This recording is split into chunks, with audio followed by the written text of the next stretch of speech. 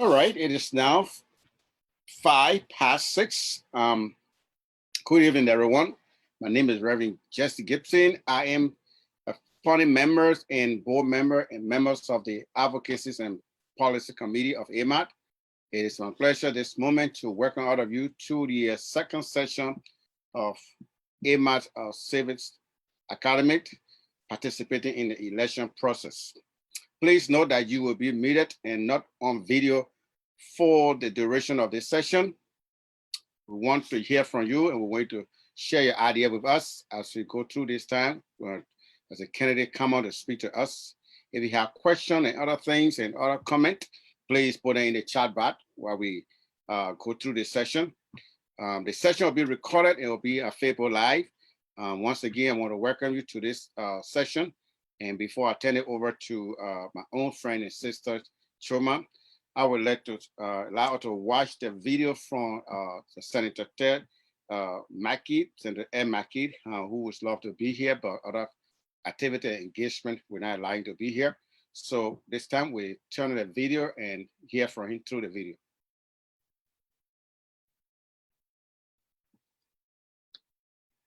Good evening, everyone. I am incredibly honored and grateful to join you for Activated Massachusetts African Communities Civic Engagement Series.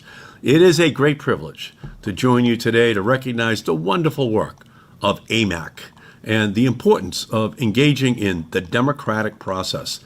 Growing up in Malden, where I still live, I recognized the struggle of not feeling heard, watching my mother pay the bills, my father a truck driver for the Hood Milk Company, and I could see her calculating how long the heat could stay on during cold winter nights. And that would unknowingly inspire me to make sure that no one in Massachusetts had to endure this, regardless of your race, your background, or your zip code. My father drove a truck. The Hood Milk Company job was a good job, but just watching him and how hard he worked to provide for his three sons and my mother, I was instilled with many lessons about the importance of hard work from a young age. However, the most powerful lesson I learned in life was in 1960 as a freshman at Malden Catholic High School, when I firsthand I was able to see that all of us could serve, even Irish and Italian Catholic young men and women in my community that so often felt discriminated against or marginalized.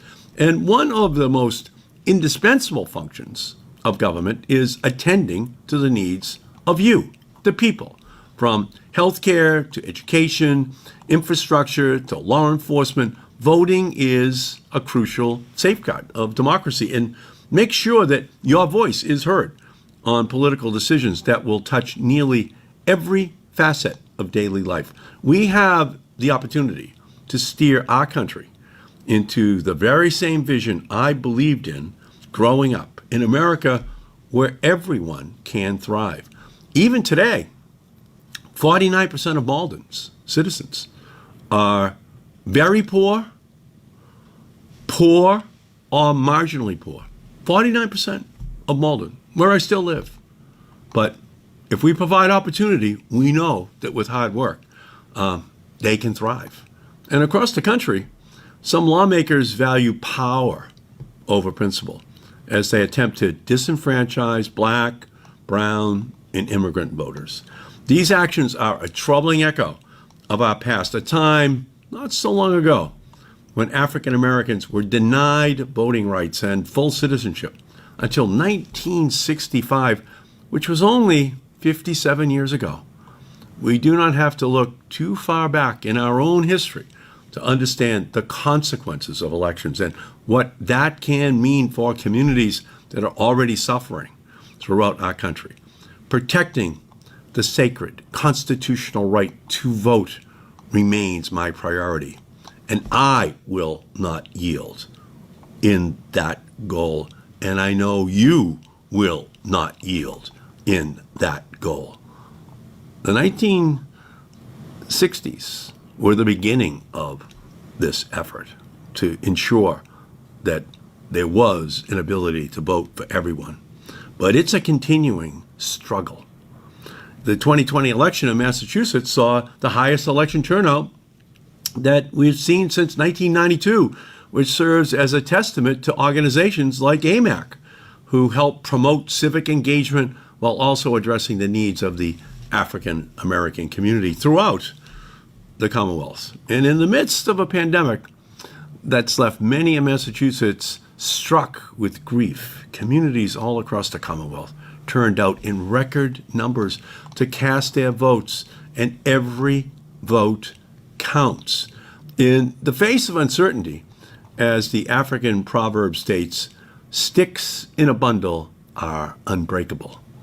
The power of unity in the African American community is unquestionable, and addressing the issues of our time will require a coordinated effort from everyone in order to shepherd in an equitable future for everyone. By planting the seeds today, we can nurture and grow towards a more just future, because a nation that achieves its full potential is one where ideas are born and can breathe, and where authority can be peacefully challenged, and where all voices matter. So thank you again for the opportunity to join you and every one of you today. If you or your members or your family need assistance, please feel free to call my office, to call me at 617-565-8519. That's 617-565-8519. We look forward to working with you. But thank you. Thank you so much. You do God's work on earth every single day, and it has been making an historic difference in changing our country. But much work remains to be done. Thank you all so much for everything that you do. That's it. Thank you so much. This time I had the time and the pleasure to now introduce my friend and my sister and our president of AMAC, Sister Choma Najid, and hardworking, dedicated, longtime friend. And we're going to invite her at this time to introduce AMAC to you. Choma. Thank you very much, Pastor Jesse. I would like to also welcome everyone here, and we are excited to have you as part of our second session as part of our Civics Academy. I'm going to give an overview of the activated Massachusetts African community in case this is the first time you've heard of our organization. We actually started back in 2019, where a group of us came together and really thought about the need to have representation for the African community at the state level. We have amazing smaller organizations, grassroots organizations, civic associations, faith-based associations that are in our various African communities, but there wasn't one voice, one place where we could say we are advocating for the community. So we started the Activated Massachusetts African Community. We see our vision as having a thriving African community that is united and celebrating the diversity of cultures that are represented on the continent of Africa, and that we promote civic engagement for the betterment of Africans in the Commonwealth. We do have goals for our organization, and they're here. You'll see we are committed to cultivating a unified African community, establishing an advocacy platform, so a platform that defines the needs of our community, whether it's in health, whether it's in education, whether it's in business, and really setting priorities on how do we work with the city and the state and other grassroots or other community organizations to really build the voice and the well-being of our community. We're committed to building the leadership and capacity of Africans in Massachusetts so that we can be in positions of the city council, or be, in the positions of Senate, and be in other local positions that really allow us to be a part of the decision-making process. We are also committed to uplifting the contributions and celebrating the culture of Africa, of the African community. We bring a lot here to Massachusetts, the Commonwealth, as immigrants, and also as the beautiful, diverse culture that we have. And so we want to share that from our independent celebrations to our traditional celebrations. We want to share that with the various communities here in Massachusetts. And then lastly, we are committed to building strong, meaningful alliances with other leaders that are here in the state, institutions, and communities, because we know we can't do this work alone. And we know that as we continue to grow, we want to continue to build our knowledge and our networks. And so it's important that we collaborate with various organizations, just like we're collaborating with Mass Vote and MIRA as part of this Civics Academy. So like I said, we started in 2019 and we were ready to really launch AMAC and go to various African communities and really talk to the community about what is needed. And then, as we all know, in 2020, early 2020, COVID-19 hit. And so we pivoted because we saw that there was a gap in our community being served. So we did everything from distributing PPEs to providing testing sites and vaccination sites. We collaborated with various organizations, ACEDON, we collaborated with REACT, we collaborated with Harvard Street and Whittier Street Community Health Center to really get these services out to the African immigrant community throughout the Commonwealth. We also did food baskets, and we also did financial assistance. And we also saw that, you know, when we started doing a lot of this relief work, we started getting requests from parents and families saying that they needed Chromebooks. So we were able to provide Chromebooks to 20 students throughout the Commonwealth. And as I said, you know, part of our goal is to build strategic partnerships and alliances with various organizations. And so here is just a example of the organizations that we partner with in the future and that we'll continue to partner with. And you'll see that, you know, we partner with African organizations. AMAC is not here to replace the civic associations or other associations, African organizations that has been here. We're here to build on the work that has been happening and serve as a hub, so that again we can be that organization that supports Africans throughout the continent and supports the organizations that Africans have built here in Massachusetts. So we're connected to various African-led organizations, including faith organizations. We're connected to health centers. We're connected to other community-based organizations that either do resettlement work or that do other type of civic engagement work. And then we have funders that we work closely with and that continue to fund our work. This is just a quote that I wanted to share that shows the ways in which that we have been really supporting and really supporting the community. And you'll see here that there is a quote from an African community member in Waltham. And she says, "Our heartfelt thanks for standing with me and my family and community at large during these trying times. When I received the COVID response kit and package, I felt not forgotten at a time when all are struggling. You care to look for us and advocate." And so this is what we yearn for, right? This is what we want to do. We want to make sure our community is being served in a way that they feel appreciated and seen.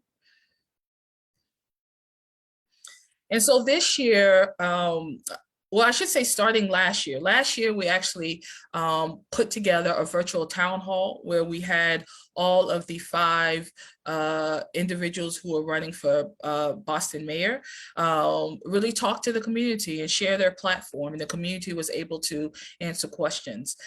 Based on that, we really felt that there was a need for us to do a bigger initiative around civic engagement. So this year we decided that was going to be our priority.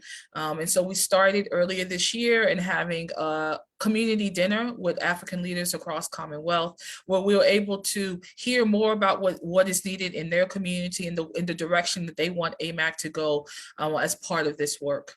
And then we are holding this Civics Academy, which is a 5-part academy where we will be talking about, today we'll be talking about not issues, but we'll talk about voting and election. And then we will also be talking about advocacy. We had one last week where we really focused on ways in which people can think about and understand their government, right? And so the Civic Academy is really to support building education and skills in our community so we can get engaged in various ways.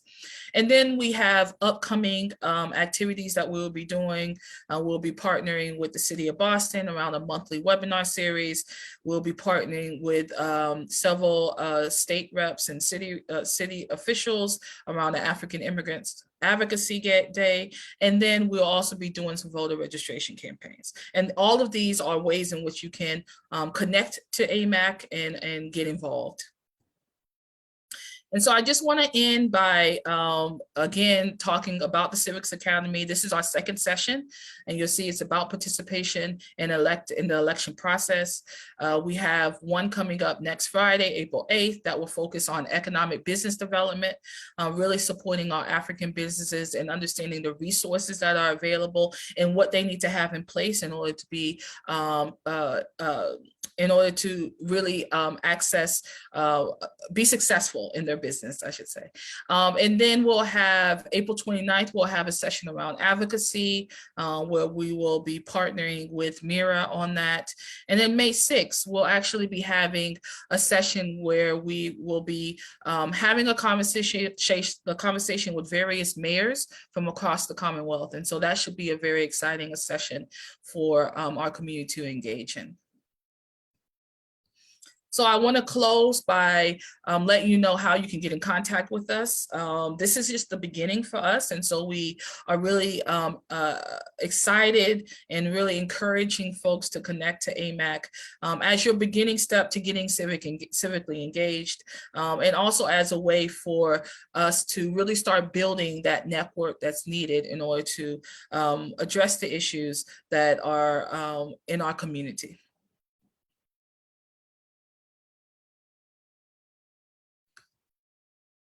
So now I am going to turn it over to Ms. Cheryl Crawford. She is the Executive Director of Mass Vote, and we are very excited to be having her with us again, because she joined us for session 1 and did an amazing presentation around understanding the government. And so we are excited to hear what you have to say, Ms. Cheryl, around voting and the election and voter registration. And I know this is like your thing, so I know there's going to be a lot to share. And so we want to encourage people that you can post questions and comments in the chat. So please do that.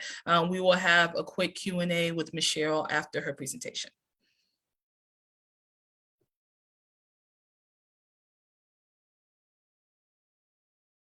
Good afternoon, good evening, everyone. Thank you for joining us again for part 2. I'm really excited to be here. I am getting my screen set so that I can share a PowerPoint with you. I'm going to share my screen. Here we go. Again, I am Cheryl Clyburn Crawford, the Executive Director of Mass Vote. Mass Vote is a statewide nonprofit voting rights issue advocacy organization. We like to be a part of all things voting. Can you see my screen? I'm going to take it from the beginning. This is the presentation we'll be doing this evening, talking about participation in the electoral process. And my agenda for this evening, I hope to cover all of this, is like, why vote? You know, what is the purpose of it? Why vote? Understanding your role in the voting process. What's on the ballot, right? Where do you go to get information when you need information? And hey, understanding the redistricting process. And then what organizations are available for you so that you can get involved. So I'll go ahead and begin with why vote? Why vote? Voting is one of the most effective ways we may make our voices heard in the political process. It's the only way we as citizens may decide who is or who is not in power.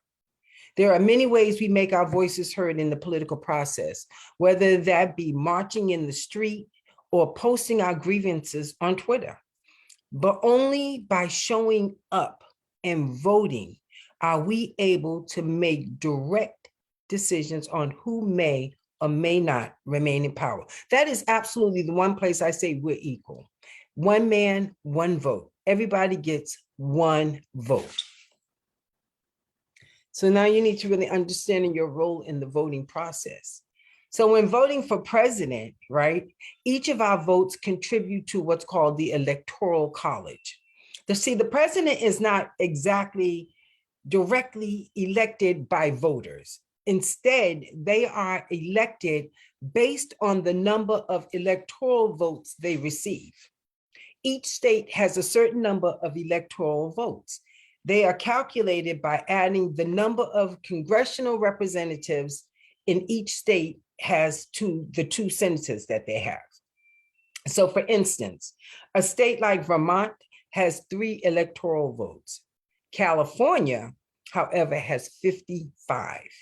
Here in Massachusetts, we have 11 electoral votes. The first presidential candidate to get to 270 electoral votes wins the election. One pro of this policy is it gives smaller, more rural states a sizable role in this process.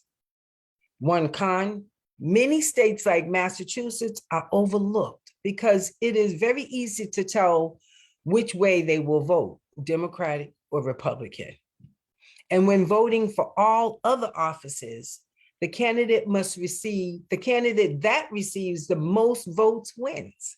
Whether you vote for a city councilor or governor or US senator, your vote will help directly decide who is elected. And that vote really, really matters. In 2019, Councilwoman Julia Mejia was elected to the Boston City Council by 1 vote. Literally 1 vote. It matters. Your vote matters. If it did not matter, they wouldn't try so hard to keep you from voting. They would make it more accessible. And we're working on that. So what's on the ballot? So we have statewide elections and we have local elections. In Massachusetts, elections take place every year, but the types of elections that take place differ. Statewide elections take place on even number years. I mean, this means voting for candidates to offices like state representatives, state senate, US Congress, US Senate. Voters may elect a presidential candidate every 4 years. But when it comes to local elections, those take place on the odd number of years. If you live in a town, you vote for candidates to the select board, which is like a council. If you live in a city, you vote for candidates to offices like the city council and mayor. Term lengths differ between communities. In Boston, for example, city councilors serve 2-year terms, while the mayor serves a 4-year term. Also, there's ballot initiatives. When you vote, you not only vote on candidates, but specific issues in the form of ballot questions. I want to share a little bit with you about that, how it works. Massachusetts has a specific mechanism for driving policy change outside of the legislative process. And this is known as a ballot initiative. With the ballot initiative, citizens vote yes or no on a specific ballot question. They directly decide whether or not it's going to become a law, whether or not the law is going to be passed. And it's critical, and I always tell people, you must vote your entire ballot. Oftentimes, people will vote at the top, vote for the president, say in the presidential election year. They'll vote for the president, and they won't go all the way to the bottom of the ballot. Or sometimes you might have to flip the ballot over. If there are ballot questions Typically, they are on the back. So we just ask people, turn your ballot over and vote, vote, vote. With the ballot initiative, citizens vote yes or no on specific questions, but you also, to get a question on the ballot, campaign supporters must undergo several months long process of collecting and verifying signatures forms from registered voters, right? Like you take these forms out, probably have signed a ballot form for a ballot question in the past. This November, Massachusetts voters are expected to decide a couple of different ballot initiatives. And one of them includes whether or not rideshare drivers should be classified as employees or independent contractors. So when that question is going to be on the ballot, you need to answer the way you feel. Do you think that they should be classified as employees? What comes with employees are benefits, or independent contractors. This year, there's another ballot question on there, and it will decide whether or not Massachusetts should increase taxes on those that earn $1 million or more. We nicknamed it the millionaire's tax, meaning if you make over $1 million a year, you pay just a little bit more than us, right? Like that make way less. Well, I do anyway, excuse me. An initiative passed if you receive a majority of yes votes. It fails if the initiative receives a no vote. Municipalities may also include ballot questions that apply specifically to their municipality, to only their town. We had something like that here in Boston a couple of years ago in regards to Nubian Square. It was on the ballot, but only the votes that came from that particular district really counted on whether or not they were going to change the name to Nubian Square. So where do you go to find all of this information that I've been talking about? To find information about how to vote and who was running for office, you should do more than simply Google it. When you look into this, you want to make sure you are referencing reliable information. If you are eligible to vote in Massachusetts, you should check your voter registration status on the Secretary of State's website. There, you can register to vote or update your registration. You can also confirm your polling place and see how many of your elected officials are, exactly see who they are. Many people don't know, who your city council, who your state representative, who your state senator, who's your governor council. There's all these different positions that exist, and you should know who represents you. To see who is running for office, you can turn to a nonpartisan organization like Mass Vote. At each election, we track who is running for office across the state. We also create candidate guides for some of the more high-profile races so that you can see exactly where candidates stand on key issues. Additionally, we hold candidate forums, and this is where you can engage with candidates and ask the questions that are on most people's minds. We partner with other organizations from across the state when we hold these forums, because this allows us to ensure that a diverse array of voices are engaged in the process. And our whole thing at Mass Vote is about inclusion, diversity, making sure our voices are heard, making sure different voices are being heard. I want to switch gears a little bit and talk to you about redistricting. You've been hearing a lot about redistricting. We started talking about it last year. After the census, after the decennial census, every 10 years is when we do redistricting. Every 10 years, the state conducts it. And this is the process by which states redraw the political boundaries to better reflect population changes. If a state's population grows at a smaller rate than the national average, then they lose federal representation. If it grows larger, they gain some representation. I think after, not in this past decennial census, but the 2010 decennial census, our population here in Massachusetts, we used to have 10 leaders representing us on the congressional level.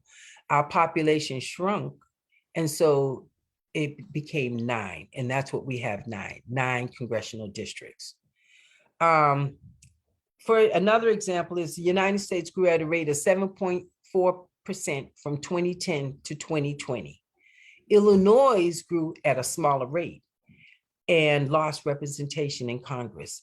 Texas, on the other hand, grew at a much larger rate and gained representation in Congress.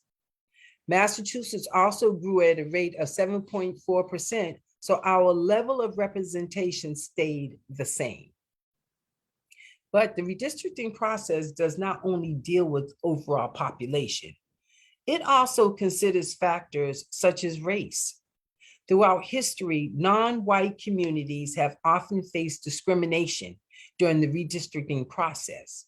Strategies like cracking and packing were routinely used to limit the political power of non-white communities. Cracking is a term that we use which means in a dense population, they draw the lines in such a way that there's not enough people in one particular district so that they can make a decision or have representation that might reflect more of the community that it plans to serve. And on the other hand, there's packing. In a dense population, let's say they pack everybody in this one district instead of spreading it out where we might have the opportunity to have 2 or 3 people representing, you only get 1, the opposite. This happened in the early 2000s in Massachusetts, when the Speaker of the House of Representatives purposely discriminated against Boston's Black voters. He lied about it in court and was eventually found guilty of perjury. While that discrimination is not as blatant today, non-white communities still deal with inequities in representation. During redistricting, we work to address that situation every time. This past redistricting on the state level, we were at, instead of 20 majority, minority, or I like to say majority populations of people of color, grew from 20 to 30 state representative districts. And we were able to increase the Senate side as well. In 2021, MassVote worked with our allies to ensure that the state's non-white communities received fair, just, and equitable representation. We helped secure 13 new majority BIPOC seats in the State House of Representatives and 3 new ones in the state Senate. For example, cities like Framingham, Lawrence, New Bedford, and Brockton, non-white residents now make up a majority of the district's voters. This gives them far more political power than before. This year, the city of Boston is conducting redistricting for the city council districts. This will help ensure residents are fairly represented as changed over the past decade. So we have to pay attention, where we are located, the size of the community we're in, and there's so many factors that help us determine what communities should be placed together. They're called communities of interest. And then there's the area, a time when you can get in and you can ask questions. So again, organizations like MassVote have, all the information you'll need on issues like this. We update the public on when legislators are holding meetings on issues like redistricting, when they're accepting testimony. That's when you have an opportunity to go in and talk to them about what your community of interest may look like. In 2021, much of our redistricting work was conducted through the Drawing Democracy Coalition. This was a collection of advocates, scholars, and community members who strove to ensure the redistricting process was as equitable and fair as possible. Without this unity, it would have been impossible to achieve the success we did achieve this past drawing. And right now, the city councils in Boston are having hearings. If you're outside of Boston, you want to make sure you're paying attention to your towns, to your cities' websites on when they're having hearings around redistricting of the city on the municipal level. So that concludes, that's a lot of information I gave you. I want to leave a moment or a time, a block of time where I can answer some questions you may have. I said a lot. There's a lot to unpack, but I know you got it and you go out. I'm going to turn it back over to Chioma to facilitate the Q&A session. Thank you. Thank you. So I have a couple of questions from folks, but I have a question. So I'll start with me. So who has the right to vote? Like, what is the criteria? What makes you sort of be able to have that right? There's two things. Well, you have to live in Massachusetts. That's a gimme, right? If you're going to vote in Massachusetts. First thing is you must be a citizen. When you fill out the voter registration form, that's the very first question. The very first question asks the two things that are absolutely required. Are you a citizen? Are you 18 years old? Or will you be 18 years old by the election? Because, you know, we have pre-registration here in Massachusetts where you can register to vote at 16 and 17 while you're still in high school, but you're not eligible to vote until you're 18. Mm-hmm. So those are the criteria. You must be a citizen and you must be 18. And citizen means that you can be naturalized as an immigrant. Correct. Okay. And so given that, you know, we have different sort of statuses, immigration statuses in our community. And so if you're not a citizen, you're not naturalized, you're not able to vote, what are some other ways can you get engaged in the voting process? Oh, so many ways. Whether, you know, because even if you're not a citizen yet and you're working on it, you may know other people that are. So you can get into the whole advocacy piece, right? Like around issues, you can attend the meetings because whether you're a citizen or not, right? You still live in that community. So like when they're having redistricting hearings and they want to hear what you think about the community, whether you're a citizen or not, you still live in that community and you have a say when it comes to that process on what that community should look like. You can always do voter registration. You don't have to be a citizen to do voter registration. We just have to train you a little bit on the form and how to engage people and write what the rules and regulations around. And what I mean by that is, and I'll say just this one in particular, that if you are a formally incarcerated citizen, you can vote in Massachusetts once you return. When you return, you just have to register and you can vote. Many states you cannot. Sometimes that right is taken away permanently. Sometimes there's some stipulations when you get back, like you might have to,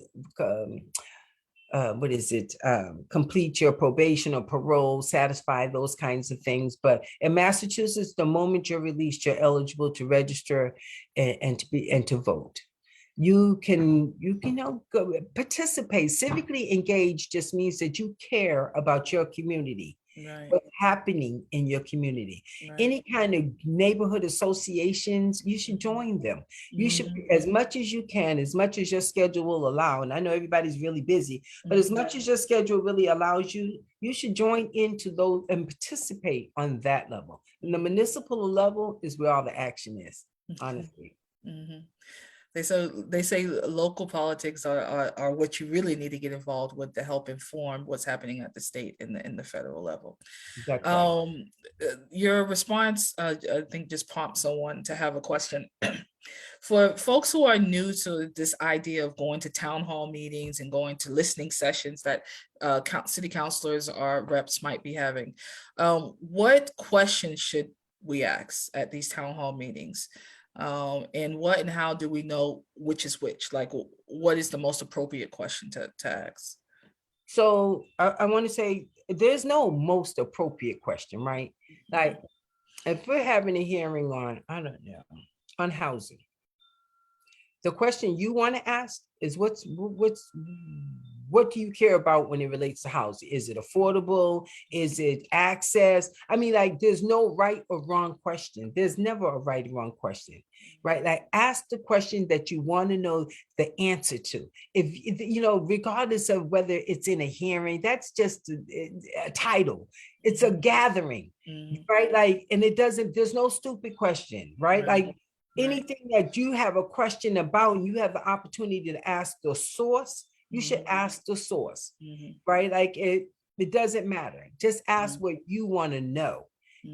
Regardless affordability, access, education, whatever, regardless of what the issue is. If you want to know something about it and they're having a hearing on it, you know, you can ask that question. The other thing I want to say is oftentimes we are advocating, like organizations like Mass Vote, the Voter Table, Mirror, and those organizations that we partner with, the Asian Pacific Islanders, right? Like we're the statewide coalition that runs the democracy hubs.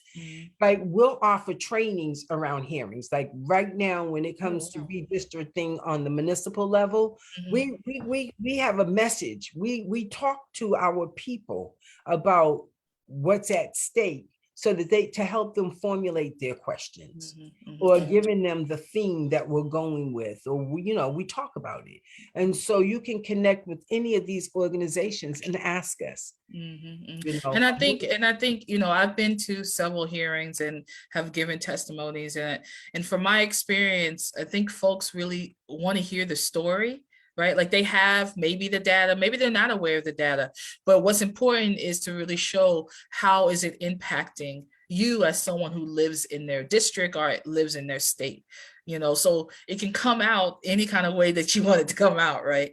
As long as, it's a true representation of what you feel needs to be said in that space and what's going on in the community. So someone said that can I just say one thing? Of course. I love that you brought that up, because we are always looking for stories for everything, because that is what really matters. The impact that something is having on you.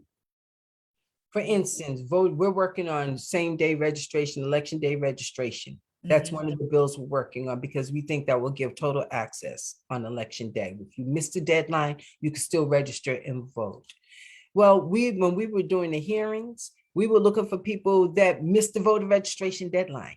And how it impacted them. How did you feel that you were a day late, or you were busy taking care of your family, your children, or whatever, your needs, and you missed the voter registration deadline, or because you didn't know that I moved and I had already registered. I didn't know I had to re-register again.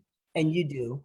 You have to register at your new address every time you move. We're working on a piece of legislation around that as well, right? Like that's what we work on at Mass Vote, is legislation that's going to make it more accessible for everybody. And I know you're going to join the panel, so I'm not going to ask too many questions. Some of these questions can be answered during the panel, but I have one more for people to understand actually what is the voter registration process, and then what happens when you actually get to the polling station. I love it. Thank you. That's such a great question that we address on a regular basis. So to do voter registration, it's a simple form. You can download it. You can actually register online as long as you have a Massachusetts driver's license or a Massachusetts ID. Otherwise, you can download the form, fill it out, and send it to your town or city. There's some fields that are critical that you fill out. Number one is the main one. If you answer no to either one of those first two questions, you should not fill out the form. That's the citizenship question you're referencing? The citizenship and the age. And the age, yeah. And the age. If you answer no to either one of those, you should not, right, fill out the form. But you go through the form. I can tell you the form if you're not looking at it. I always tell people circle these must. The main one that you have to answer is number 1, in my opinion, put your name in. Number 8, which is your telephone number. And I believe number 14, sign it. Because if you left any information off that form, we can call you and get the rest of it. As long as that form is signed, we can turn it in. Right. So you get the form, you sign it, you send it to City Hall, you should get something back that said you are registered to vote. Sometimes it gets missed. It's a postcard. You might get lost in the mail, right? You can always go to the Secretary of State's website and you can check your voter registration status, polling location, the whole 9 yards. But what was the second part of that question? What happens once you get to the polling station? Oh, yes, my favorite So part. now I'm registered to vote. It's going to be my first, time to participate in the process. What happens when I get to the polling station? And I can tell you, it's very intimidating. Well, I guess I shouldn't put that out there, but it was intimidating to me. And I do this, right? Like, no, it walk, is. I'll tell you what it look. You walk in Yeah. and they want to know your address. Now, normally people ask, what's your name, right? But not them. They say, what's your address? If you try to give your name, they'll say, what's your address, right? So you give them your address, then you give them your name. They log you in. They check you in. They give you a ballot. You walk over to the privacy booths. You look at the ballot. There's a little pen there. You fill in the circles. And it's important that you fill in the circles as neatly as possible. Mhm. Not all outside it. Don't put an X because Right. then your ballot gets kicked out. Mhm. In the circles, front and back. Mhm. Then you take your ballot and you check out. It's the same process checking out. They ask you your address, your name, and when you give that, they check it off in the book. You slide your ballot in. You never give your ballot to the person. You slide your ballot into a machine, and that's where it's counted. Mhm. You leave, and you get your I voted sticker, Yeah. picture of it, and you send it And to then me. you put it on social media.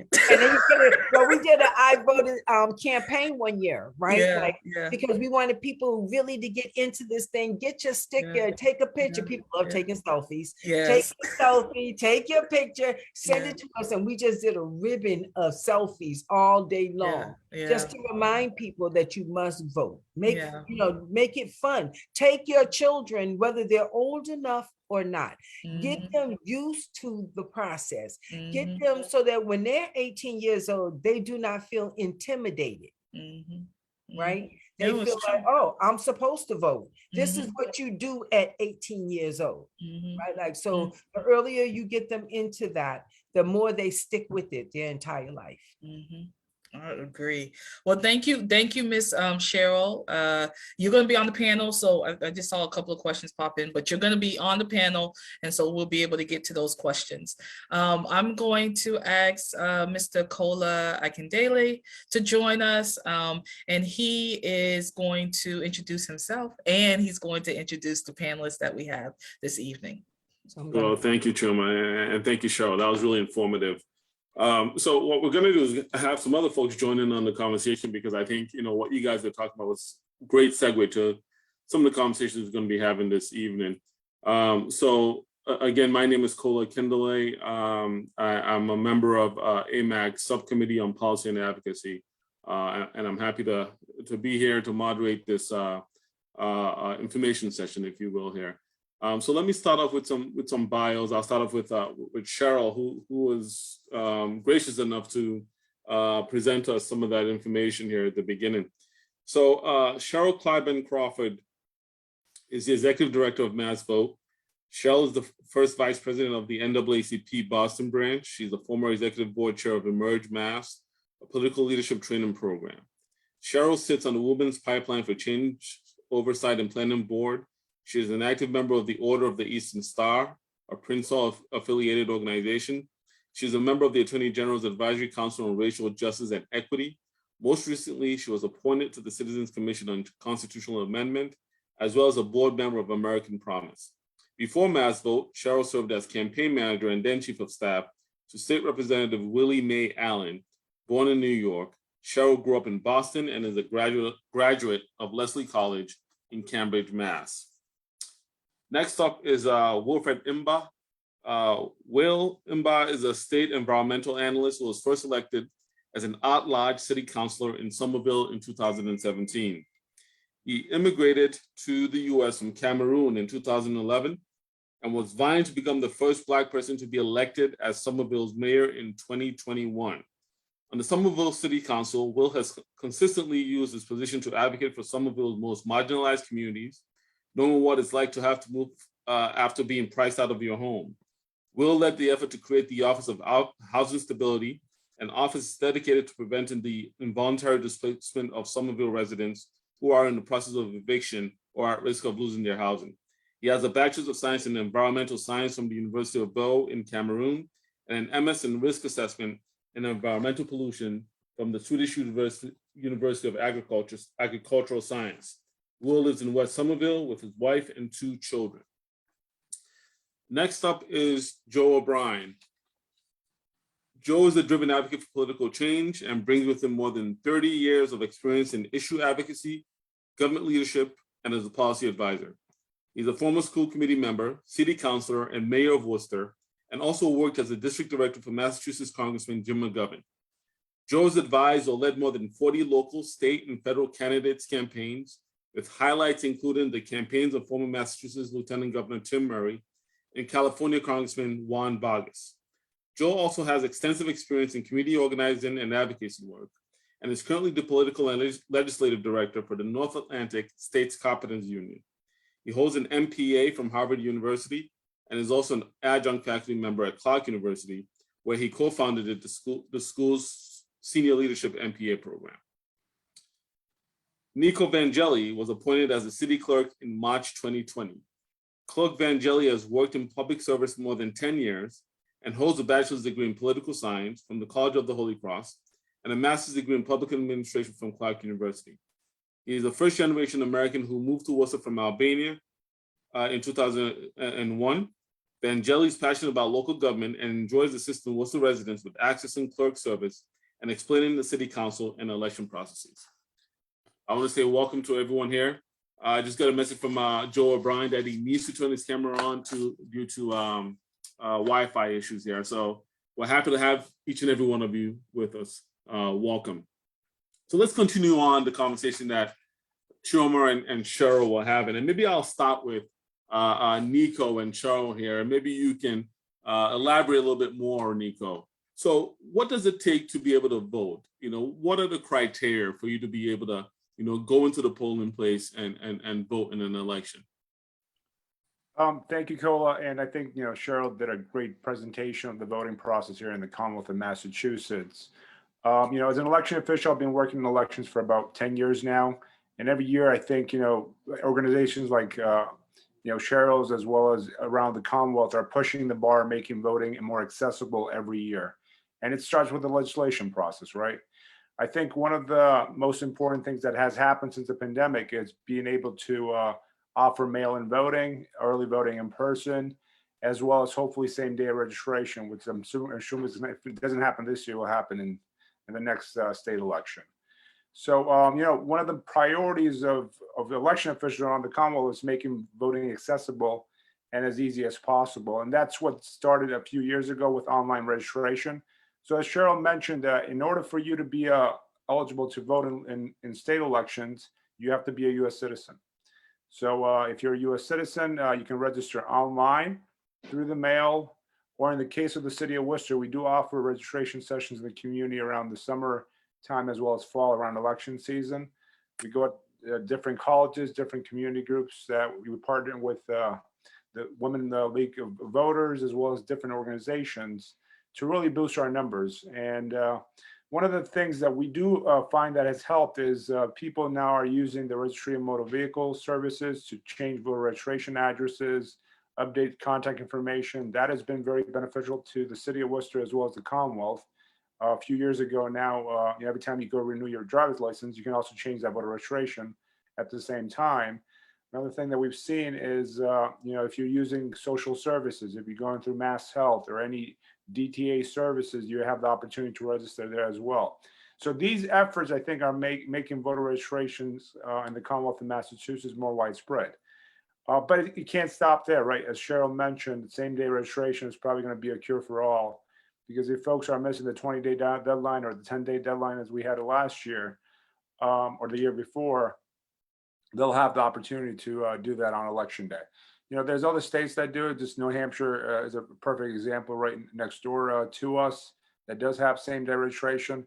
But as it stands right now, nothing has passed at the state level. In order to register, you have to be registered 20 days prior to an election. And our next election is September 6th for the state primary.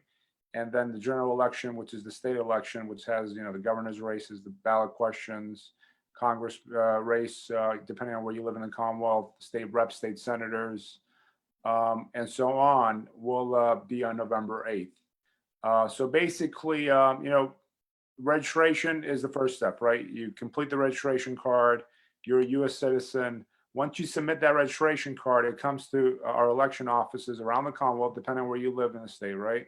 If you live in the city of Worcester, we get the registration card in the clerk's office in Worcester. We will process that information. And once we process that information, you'll get an acknowledgement notice from our office to tell you where to vote on election day, as well as, the vote, kind of explaining that you are registered to vote now in the city of Worcester. So that's the first step, right?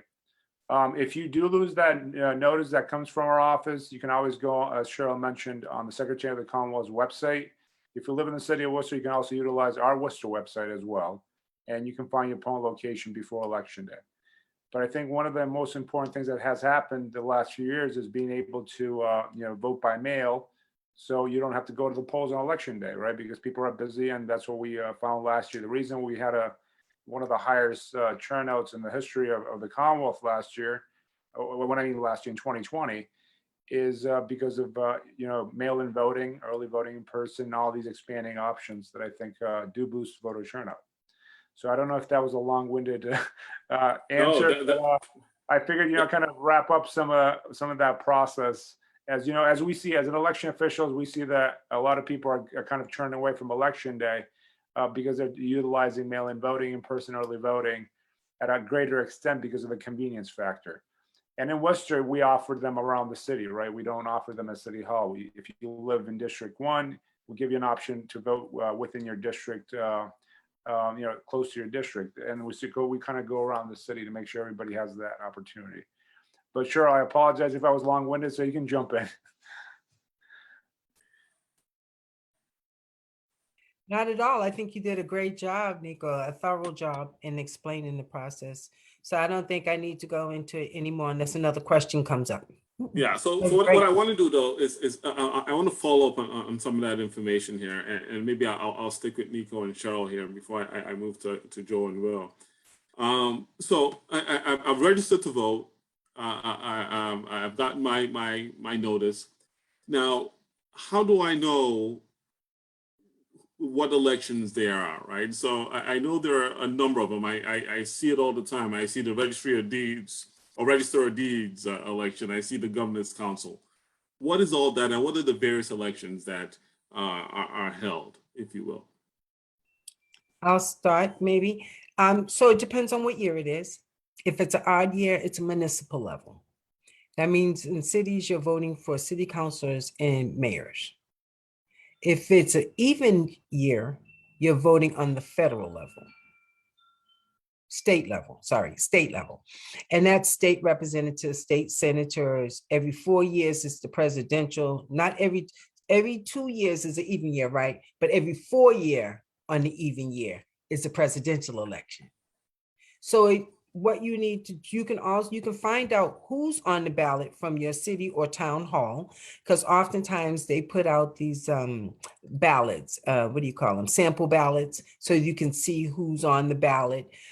You should know before election day, before September 6th, you should, if somebody's running in your district and you don't know who's running, they're not doing a good job. Because you should get something in the mail. You should see on TV, maybe if it's up, if it's high enough level, you should get. I don't know about you, but my mailbox is flooded around election season with candidates and their information. They do lit drops. We train people how to do grassroots organizing. That means we take the literature right to your door, put it in your mailbox, hang it on your door. You should know everybody that's running in your district. They should put something on your door and tell you that they're running. If they really want to win your vote, they should knock on your door. They or somebody from their team to share with you their platform, right? Like people need to know who they're voting for. What are they voting for? I often hear people say, I don't know who to vote for, right? I don't know where they stand. And that's why we create candidate guides. A candidate guide is a sheet of paper you'll get that will have the candidates that are running for a particular position, let's say for state rep. Everybody that's in your district that's running for state rep, we put them all on the same page. their picture and name, and across the top it'll have, or some configuration. Across the top it'll have a question, several questions, but we ask all the candidates the exact same question. They even have to answer it in the exact number of words because we want to make sure that we're being fair about it, correct? And so then you get a sheet, one sheet at a glance where you can see how people are voting. Who should you pick? The person that votes most in the way that you believe that our democracy should be working. That's who you pick, right? Like we never tell people who to vote for. We never tell people who to vote for. My job is to tell you to go vote, who's on the ballot, and show you ways so that you can make a determination on who's voting in the same manner in which you believe. Thanks, Cheryl. Nico, anything to add there? No, I think Cheryl did a great job covering it. The only thing I just want to reiterate, we do put the specimen ballots on the website of, the city of Worcester, as well as Secretary of State has a similar function. And we do encourage folks to, if you look at the specimen ballots, you can kind of start Googling the candidates, look at their websites, see what they stand for. Lots of debates, especially if it's a contested race, there's going to be debates, hosted in the city or town that you live in. And the same thing goes with, read the papers. I know the Telegram and Gazette does kind of series for local elections as well as state elections for the state reps and state senators, kind of does profiles. So look at those candidate profiles to really get an idea what they stand for. Thanks, Nico. So again, this module is about participating in the election process. So, another way to participate is to decide to take the leap and run for office yourself, right? So maybe this is where I'll bring in Will and Joe and have them talk about, so if I want to run for office, what are the steps I need to take? What do I need to do? Maybe you can walk us through those steps. And maybe we'll start with Will, and then maybe after that get to Joe. But what are the steps I need to take once I decide to run for office? Who do I need to talk to? Are there certain things I need to file, et cetera, things I need to consider?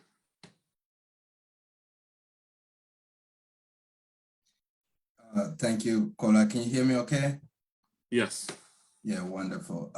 First, before I respond, I just want to say how grateful I am, to be surrounded with people with a wealth of knowledge. So I want to thank my sister Chioma for putting this, together. She's really been strong supporter and a friend of mine for as long as I've been in the United States. And I'm so grateful to see, recognizing that most African conversations are missing in public debates, so this is like the beginning of greater things, that I can spend. And so when I looked at the panel the question, I was like, oh, this is a city clerk question. Then I'm grateful that there was a city clerk here that kind of like, and then, so I guess the process, about running, you just need to have, a clear motivation about why you want to run, because it's an intensive process. And so it took me, I had to question my own motives because it's a lot. You need resources. That's why I'm sure Cherry will probably say she's also really advocating for public finance of election, because it's one thing to run. The system isn't been designed for people like us to be in elected office. So the fact that I came to this country, became a citizen in 2015, and then ran for office in 2017, and then make it, it's a miracle, because it's the resources. I did not raise up to $20,000 because what do I know? So you need, to have the team, and then resources are there from like organizations like Mass Alliance.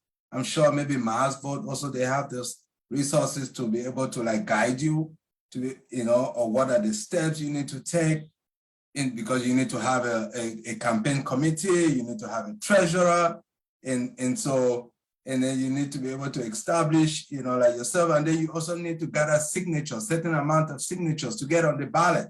So For local elections, you probably need, for city council, I think you probably need like 150, but for mayor, I think I probably needed like 300.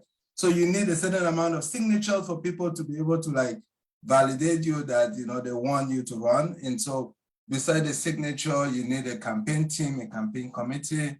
And then you register, you know, with the office of OCPF. I don't even like everything is like acronym, but it's like a state process where you register that, because once people start making donations to your campaign, you have the process to file it. Your treasurer will be able to file to make sure that they are all in compliance with all the rules and regulations. So that is part of the process.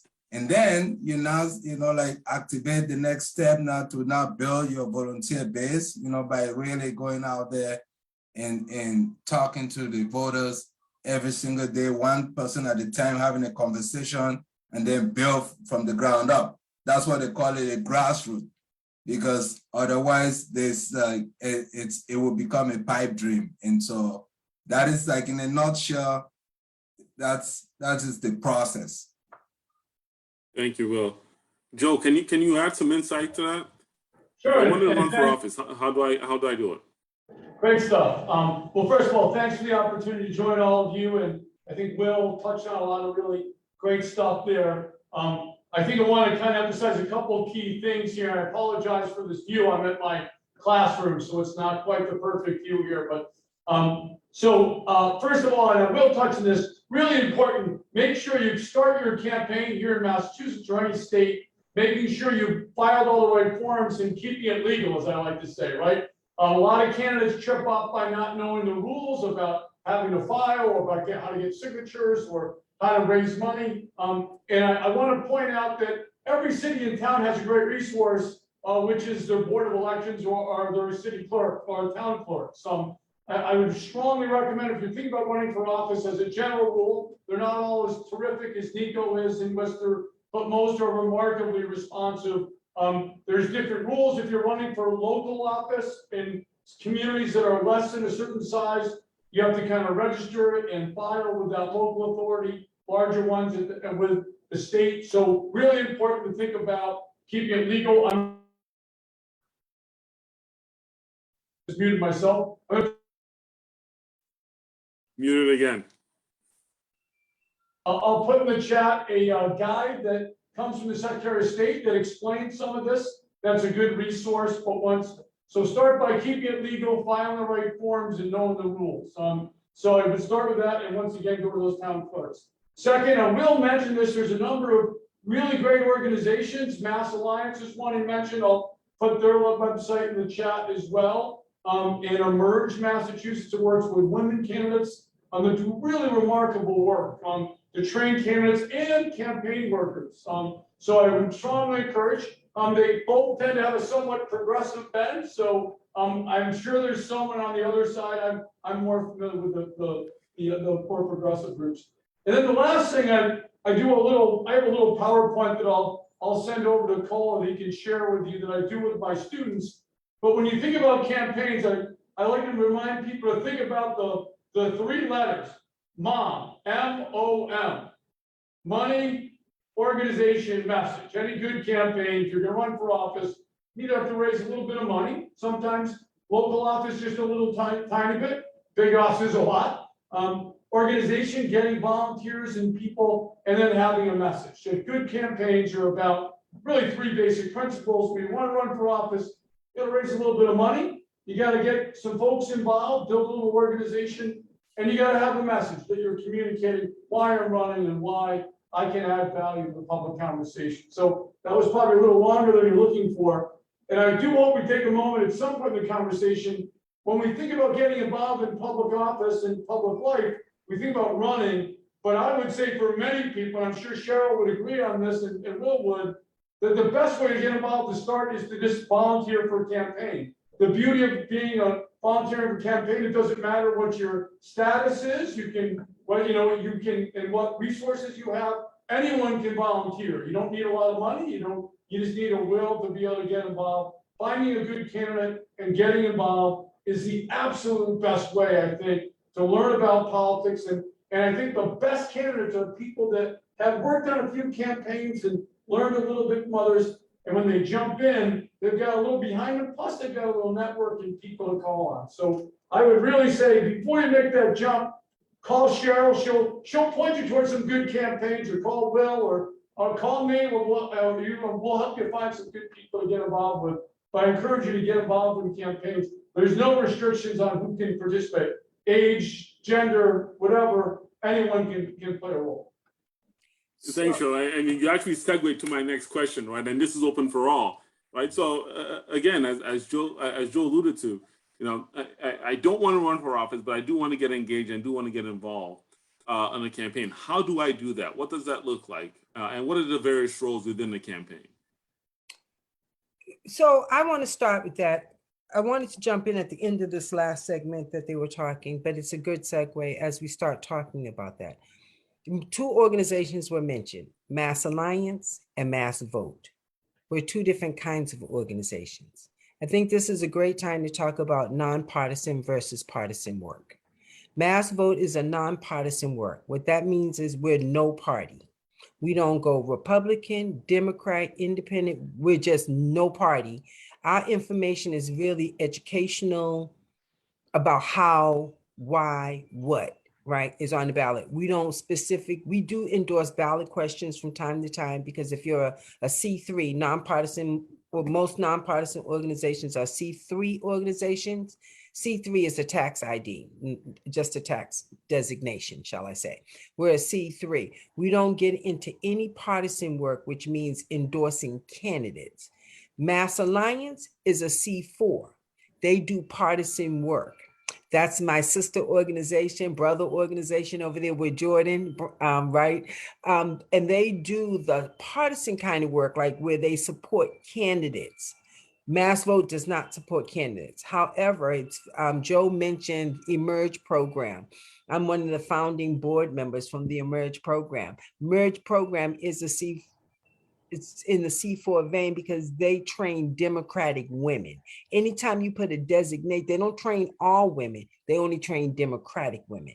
You know, Mass Vote is really incubating a program called the Women's Pipeline for Change. That's for grassroots women. When people want to run for office, right? Like there's some training programs. We know that women, there's no equity in this, right, for women. And so we've been moving a pipeline like the Women's Pipeline for Change and Emerge, where we've been encouraging women to run for office. It gives it a different perspective. We need balance, right? And so both of those programs are dedicated to women, training. As Joe mentioned, volunteer on a campaign. That is absolutely a great way to get involved in running for office, or just being civically engaged, knowing what's at stake. Is be a volunteer. As you start thinking about, Will mentioned it, having passion. What do you want to do to run for office? What do you feel passionate about? You got to have some passion to drive you, because it is a beatdown. Right? Like you're going to run. They call it running for office for a reason. I always tell every candidate that comes to me, talking to me, wants some advice. I ask one question, I ask them, have you lost any weight? If they say they haven't lost any weight, I tell them you're not running hard enough. Because if you're running for office, that it's literally up and down those stairs, knocking on doors, shaking hands, at all events. You're everywhere. For the time that you're running, you should have on roller skates. And you clearly should lose weight at the end of your run. Thanks, Cheryl. Anyone else want to jump on that? Yeah, no, just thank you, Cheryl, for that. And for Joe, you know, for harmonizing, you know, my thoughts in putting it into three letters. I guess I want to say some of it is very unique, you know, so we have different, it's one of the most active communities. We have different organizations, Progressive Mass, you know, we have, you know, our Revolution, we have like all these labor unions, they always organize events. And so it's very helpful, like just to get in there and listening and hear, these people talk. But I want to say on that subject of volunteering, it's a key piece, that really propelled me to be able to see the need, to make a difference. Because yes, I came into this country also like just a little while ago, and I cannot believe how time flies. Now I feel old in just like, it's all relative, but I want to say, I started volunteering on campaigns because somebody met me at an event where I was volunteering and said, they want to run for office. I'm like, hey, like, why do you want to run for office? I'm asking questions that, what do I even know? But I'm trying to like make sure that, this is not just I don't want to, like any campaign you volunteer on is part of your identity, so that's something you can never erase. It's not just, tagging along a campaign. And most of the people also that volunteer for my campaign, most of them, you're coming from a space where you don't even know that you have influence until somebody is coming to ask you for recommendation that they want to go to law school. Now they are big attorneys in town. Just between 2017 that I got elected,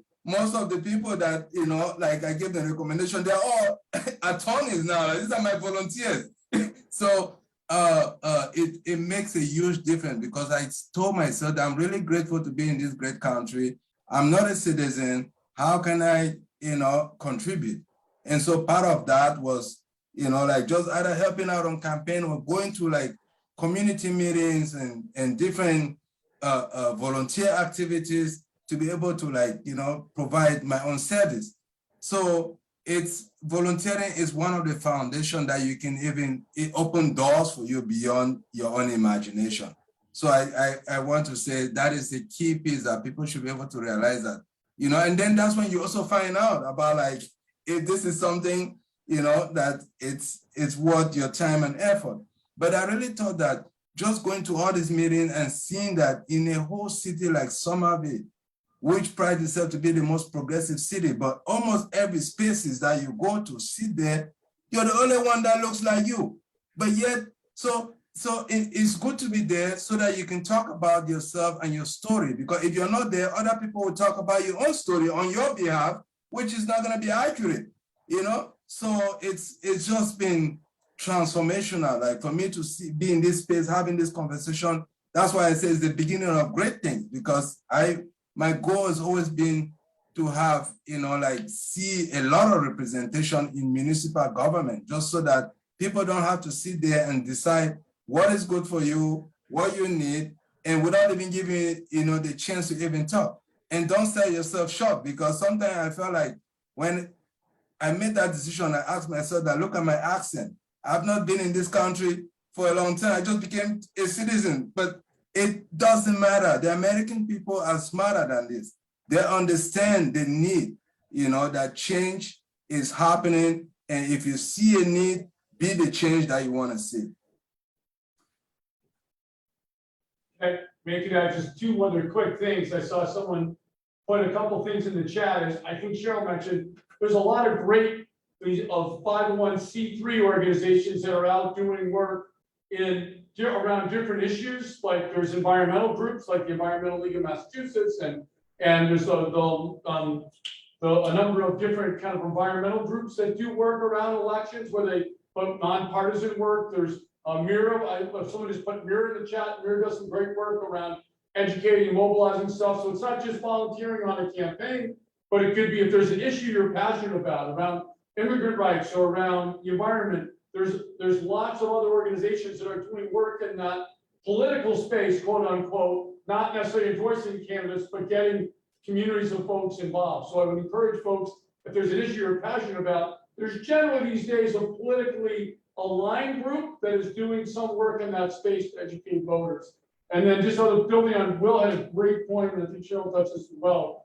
A lot of young people ask me, how do I go work for an elected official? How do I get involved to work for an Elizabeth Warren or a Jim McGovern or someone like that? And I would tell you, having worked in a lot of those offices, certainly there's lots of people that come to work because they have great degrees and great experience, but a lot of people get jobs working for these folks, get those jobs because they got involved in campaigns, they built relationships, with those candidates. They showed what they could do in their capacity, and that created an opportunity too. So I think volunteering can not only help you elect good candidates and give you some really great experience, but also can create open doors if you're interested in going to work for an elected official. One of the best ways is you know, someone like Will meets wonderful people, but when he's thinking who he's going to hire, he says, well, I know how talented you are. So I encourage you to really coming back to this idea of volunteering for an organization or a candidate is a great opportunity to build your networks, build your relationships, and create other opportunities for yourself.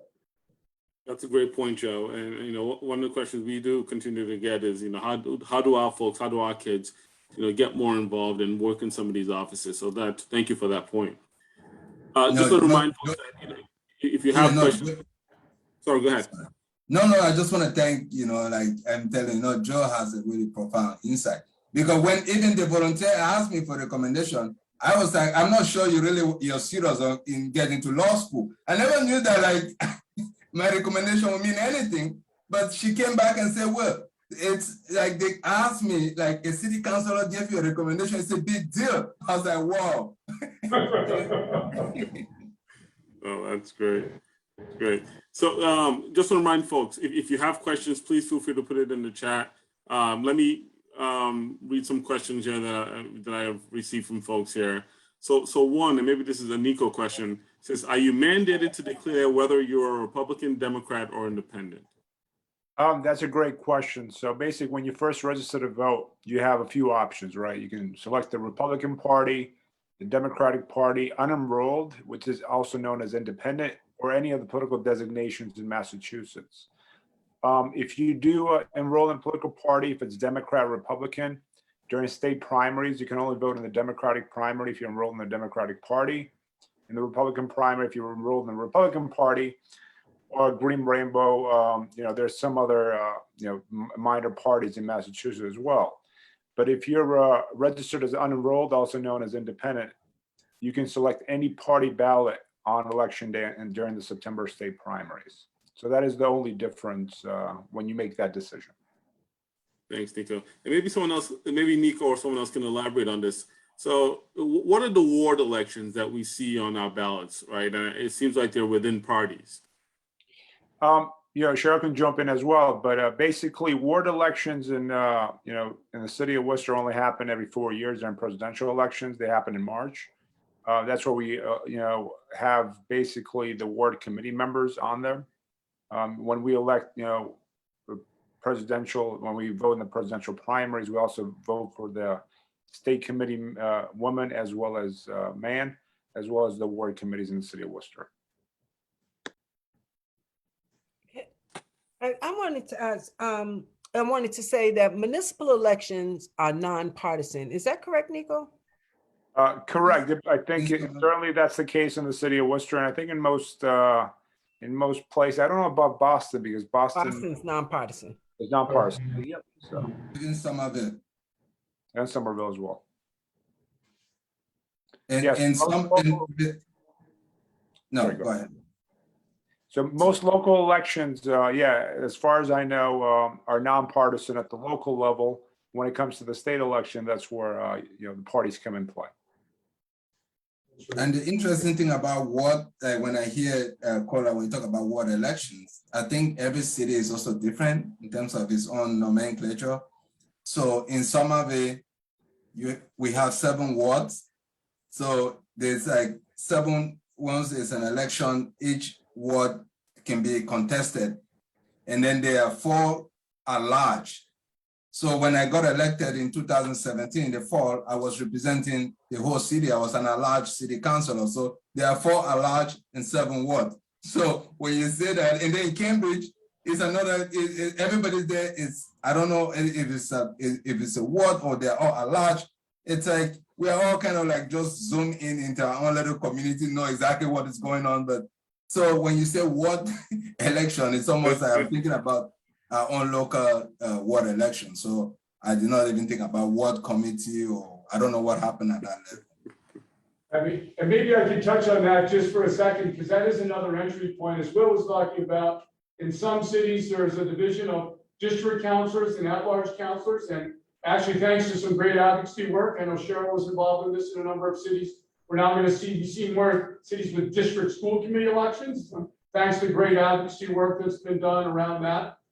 That's one part of it. I think the other part you were mentioning, Cole, was here in Massachusetts, the Democratic Party and the Republican Party get to elect city and town or city or town and ward committees. So in a city like Worcester currently, where we have 10 wards, each party, Democrat and Republican, has an elected slate of members of that party who run to be members of that local party. This is a party, well, Democratic Party or Republican Party ward committee. And it's so they're unpaid positions. They're representing kind of that Democratic Party or Republican Party in that ward. In towns are done as a town at large, but that's another way to get on a ballot. In Worcester, for example, often they don't have enough candidates to run in those elections because there hasn't been as much vigorous participation in those party, ward, and town committees. But it's another way to participate. I think as Will was referencing, there's some opportunities there as well to run on, in a sense, for that election to be the Democratic or Republican representative for that ward. Thanks, Joe, for that. I have a question here. So can you explain why town elections are different from cities? Town managers versus city mayor, it's confusing. So maybe this is more of a question about the plan or the form of government, and maybe we can elaborate a little bit on this forum. Yeah, if you don't mind, I can start, and then maybe Joe and Cheryl and Will can jump in. Depending on the size of the town or the city. For example, in the city of Worcester, we have a city manager form of government. He is the chief executive officer for the city of Worcester. His day-to-day responsibilities do include administering, overseeing all departments as well as day-to-day operations for the city of Worcester. Then we have the city council and the mayor. The mayor in Worcester is popularly elected. He's more ceremonial, as well as he chairs the city council and the school committee. So the mayor and the city council are like the executive board of the city of Worcester, and the manager is more of a administrator of day-to-day responsibilities. In the case of the city of Boston, you have a popularly elected mayor who is the chief executive officer as well. So you have a strong mayor form of government, which is different from the city of Worcester. And then the city councils in Boston also kind of have a role with them, the mayor and the city council relationship, which is similar to the mayor of the city manager relationship in Worcester when it comes to the budget and some other responsibilities. So it just depends on the charter in the particular cities. I know the towns, they have town managers and they have board of selectmen, or I don't know, I think if you call them ward representatives as well, depending on the kind of charter process they have at the local town. But that's kind of the relationship there, and then the rest of the panel can jump in and maybe kind of expand on things. That question was a real question for the city clerk, because I thought you were going to start by saying that a city is governed by the city charter. That is the fundamental. So depending on the charter, that is how it's kind of like that's how it's put together by the charter. Like, so in the city, like the city of Somerville, in our charter, we have like also a mayoral form of government where the mayor has so much power. Now the charter is going, we are in the process of, reviewing it. It's like 100 years old. So if we want to, we are debating if it's still represent or reflect like the city that it was 100 years ago, which of course it's not. So we have to we want to make it an equal branch of government where they both have, like the same amount of power, not just like the mayor doing everything. And so that means that we will probably need a city council that have like a legislative aid. Look at Cambridge. Cambridge is so different. So also the city councilors elect their mayor, but it is the city manager that runs the city. So, that is in charge of all the employees in the city. And so they all have like different functions as defined in their city charter. That you are absolutely correct on that. And if you want to make changes and advocate for changes in the charter, a lot of things that people want to see done differently, it's a matter of changing the charter. Thanks. Joe, did you want to add to that at all? No, just I do think that as you know, and I'll try. There used to be a great resource on this that explains the different options that local government has.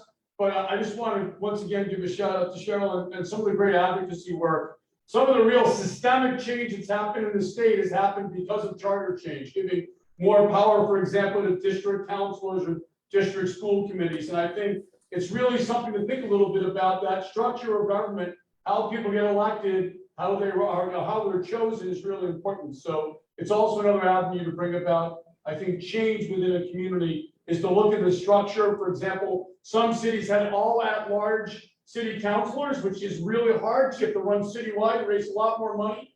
And they moved, and that tends to keep out people that don't have that same access to resources. So that's a lot of great work's been done around that in cities like Bow and Springfield and even in Worcester. We're changing ours now, thanks to great advocacy work by many groups, so that we're going to have six districts of school committee members.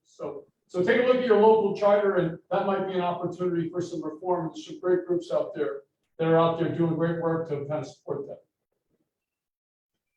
And Joe, you just don't say it as if it's an easy thing that they're gonna just take a look at it. A good point, bro. That's not easy, but it's worth it. That's right.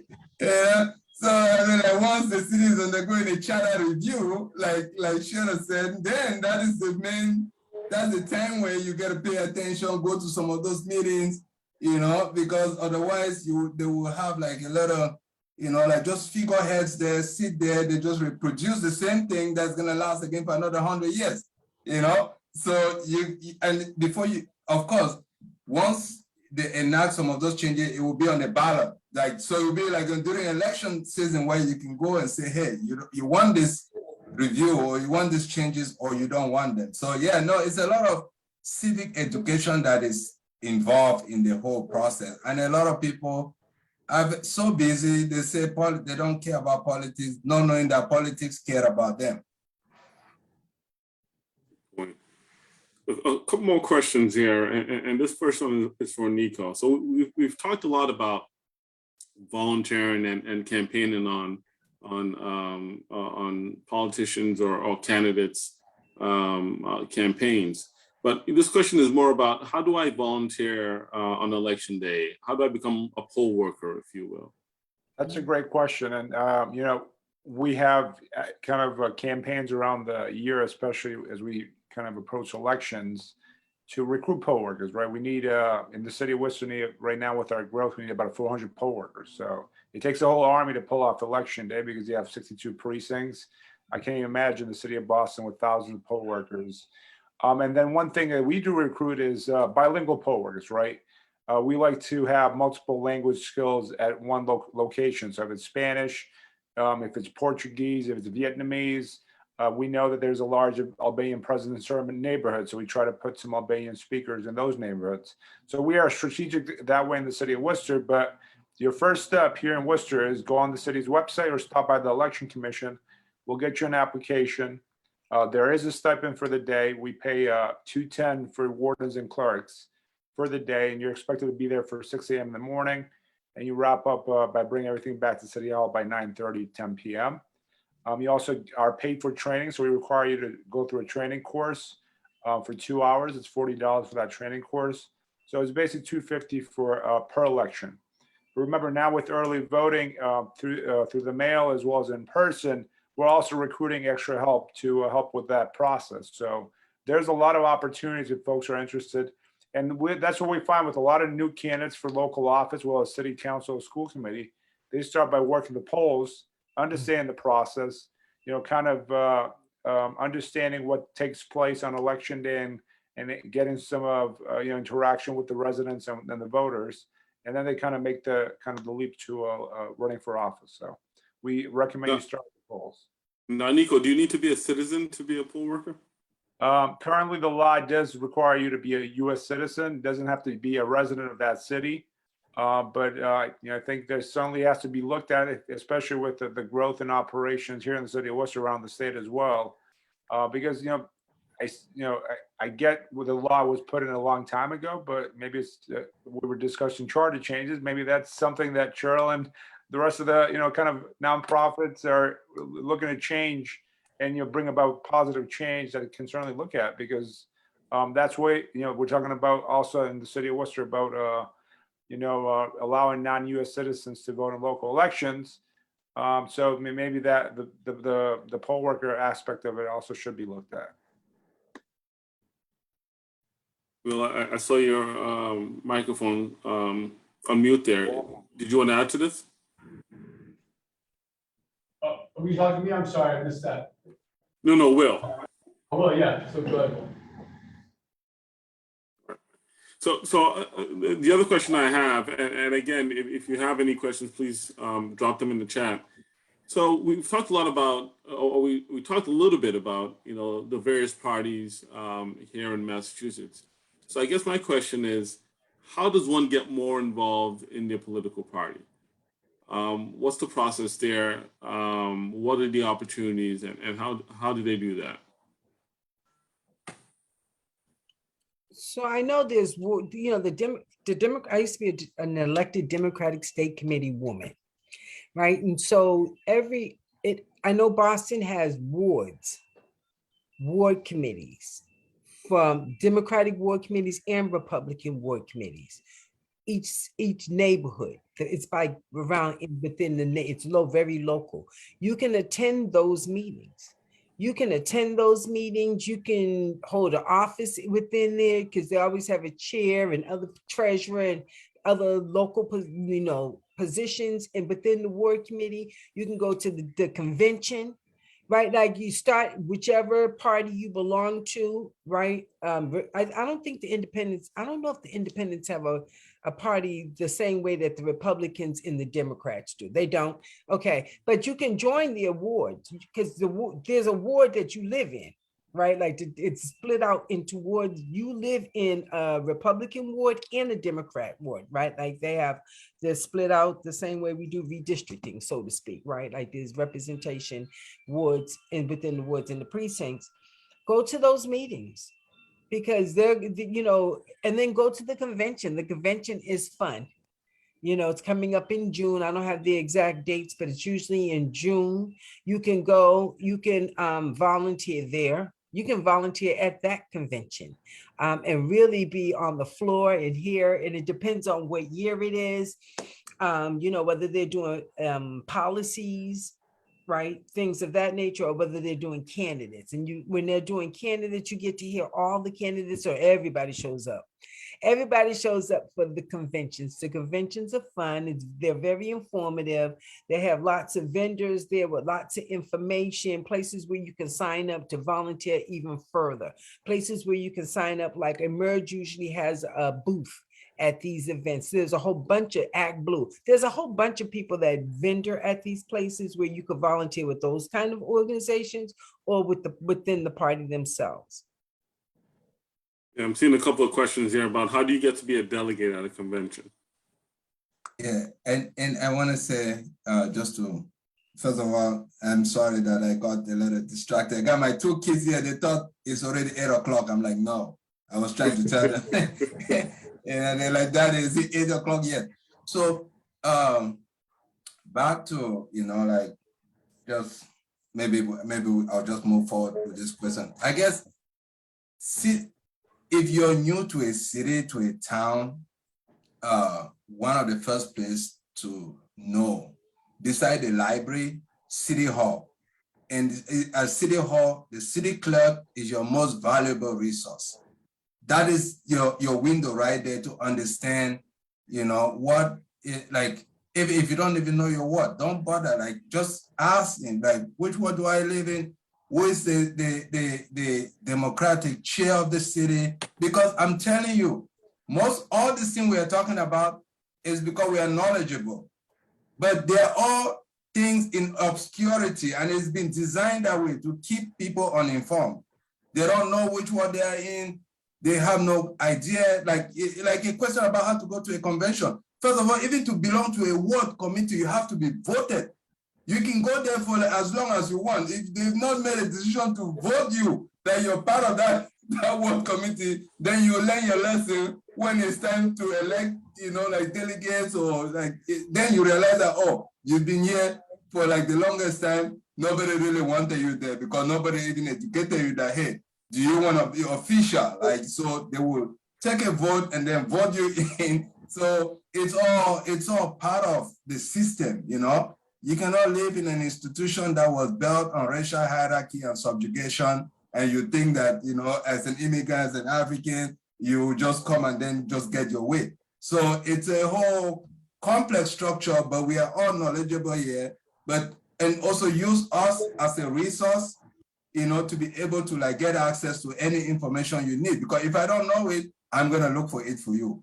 I have dealt with people in Lexington, in Cambridge, Medford, Worcester even. So once you know that information, all you need to know, who to touch or what, where to go to find the resource to help this person, regardless of whether the person lives in Franklin or in Pittsfield. Thanks, Phil. Really appreciate it. So we're getting close to time here. So just want to give the panelists, one last opportunity to really offer last advice to the community in terms of getting more involved and engaged with the election process. So maybe we'll start with Nico, then we'll go with Cheryl, then Joe, then Will. Thank you, Cole.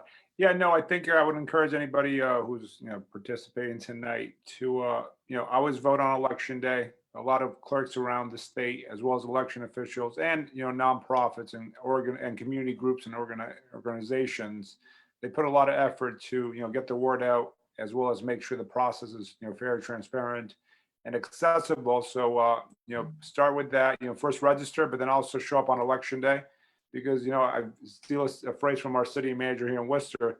The world is run by those people, those that show up, and those that take responsibility and run for office and work on campaigns and are very actively involved in the community.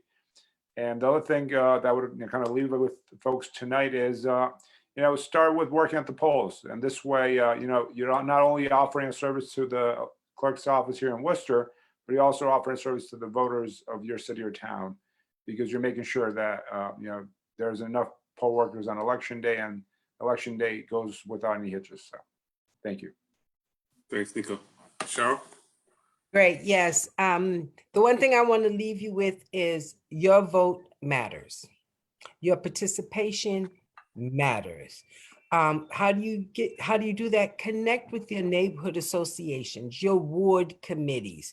I know that we've been talking this evening, all of us. I always feel like the people that show up to these meetings or want to hear, we're preaching to the choir quite often. So you become knowledgeable and you become the resource for your family. Every family needs a great resource. Every neighborhood needs a great resource. Every community needs great resources. You become that resource by attending sessions like this, learning what's at stake. But most importantly, talking to your friends, your colleagues, your family about what's important, right? Your vote matters. If it didn't matter, they would not try to keep you from voting so much. Your vote matters. Thank you, Cheryl. Joe? And just to build on that, I would say all terrific stuff. Your vote matters and your voice matters, right? I think is the other part of that. And I would just say so critical just to get involved, whether that's, as Nico said, be a poll worker. Critically important that we have diverse, active and engaged poll workers out there. He's got a great program in Worcester that actually hires high school students to get involved. Really critical stuff. I put in, you were asking a little bit about how you find out about your local ward and town committee. I put in the chat, the Democratic Party's got a list of all the contacts for each city and town. So that's in there if you'd like. Happy to connect folks if not. But my favorite saying is the world is run by those who show up, right? Margaret Mead, a great activist, talked about, the reality is that as much as people think their voice doesn't matter, their vote doesn't matter, you've heard tonight that it does. And I can tell you, having worked on campaigns for 30 years, that your vote certainly matters, and your voice and your work matters. We're in a technical age where we have all these, digital tools that do all this stuff. But I think Cheryl and Will agree, the most powerful thing is a person in a community talking to other people in their community about why they're involved, why they're supporting a candidate, why they're supporting a cause. That person to person, that communication, that connection is still the most important thing that makes change happen in my mind. And I think if you look at big campaigns from President Obama's driven by millions and millions of people on the ground, or Deval Patrick 2 years before that, to local campaigns, you talked about Julie Mejia winning by 2 votes, right? Like your voice and your vote matter, and don't think it doesn't. Don't let people convince you. There's people that want to make convince you it doesn't matter, but it does. So happy to help in any way to connect folks, and you got some great people who can help you do that. So. Thank you, Joe. Will? Thank you, Kola. Since everybody's been, the common denominator has been voting. I want to, say that I come from Cameroon, where my vote don't matter. So in being in this country, I couldn't wait to become a US citizen so I can vote. So I just want to build on that. And so now I feel like voting is my superpower. So, and that is just to reiterate, re-emphasize, because everybody mentioned that, because there's always a segue, there's always, you can always extrapolate and build almost everything that I ran on for my mayoral campaign, all have links to my own personal experience, personal upbringing. So all is just to say, be involved, like Nico said, volunteer, be a poll worker, volunteer on campaign. And part of that volunteer, it means that you can be a great leader, because Martin Luther King said, everybody can be great because everybody can serve. Part of the beginning of great leadership is your ability to serve other people, your ability to volunteer and give your time. It's like, it's called delayed gratification. And then you learn about the issues, you understand your community even better. I decided to run for office because I realized that, hey, you have to be the change you're looking for. I almost moved, I was temporarily displaced even from the city. I kept moving from one apartment to another, but I told myself, like, if I move, just like every other person is moving, I don't matter anymore for those in office to worry about me. So I wasn't even running that I was gonna win. I was just running to make a difference. That this is something that government should be talking about it. Before I knew it, I won. And then somebody asked me, like, at my job, well, what are you gonna be doing? I said, I have no clue, because it's like you were just running to, and then he was like, oh, wow, you're one of the most honest politicians I've ever met in my life. I'm like, why? He said, no politician will say they have no clue on what they will be doing, but 4 years later, we've passed legislation, done a lot, of good work in the community that every single day I go out, I can be proud that for 4 years on the city council, it wasn't just, you can make a difference. That is all. Thank you. Oh, thank you all. Thank you, Nico. Thank you, Cheryl. Thank you, Will. Thank you, Joe, for spending time with us to share some of these wonderful information, great nuggets for us to make us a better and a more strengthened community and a more engaged community ultimately. So again, want to thank you for joining us this evening. I'm going to turn it over to Reverend Jesse here to help close us out. Thank you very much, Mr. Kola, and all the panelists and those that participated. We say thank you so much for coming up. We have a couple more sessions that will be coming up. Please pass the word out.